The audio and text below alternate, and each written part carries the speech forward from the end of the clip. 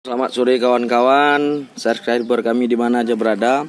Ini adalah ketiga kalinya kita memasukkan bibit belut.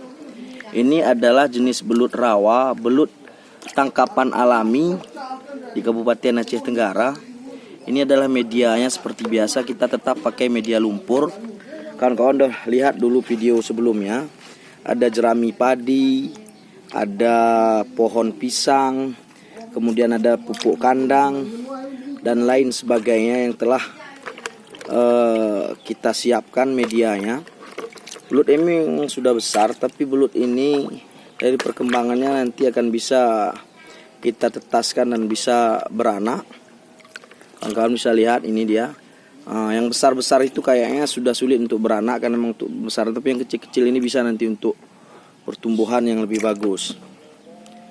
Kawan-kawan bisa lihat ini sudah ada 3 kolam terpal media lumpur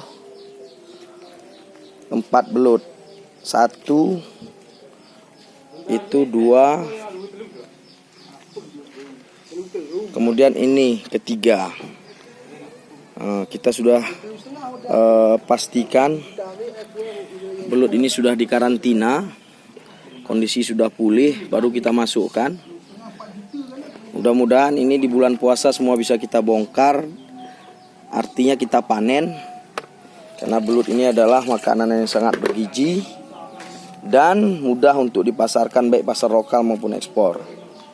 Kalian bisa lihat media lumpur ini media yang sangat kompetitif untuk beternak belut. Begitu dia masuk sudah lari terus masuk ke dalam.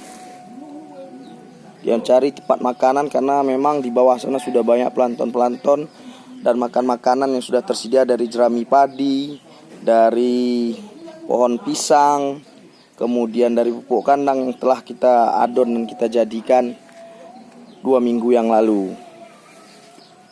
Kawan-kawan saya lihat itu adalah kolam pertama dulu, sama juga bibit belut hasil tangkapan alami. Dan ini adalah kolam kedua. Ini bibit belut ternakan dari Medan Sumatera Utara.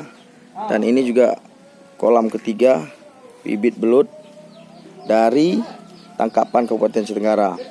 Kawan-kawan nanti akan kami buatkan video selanjutnya. Silakan ikuti kami, silakan subscribe kami, silakan diikuti video kami.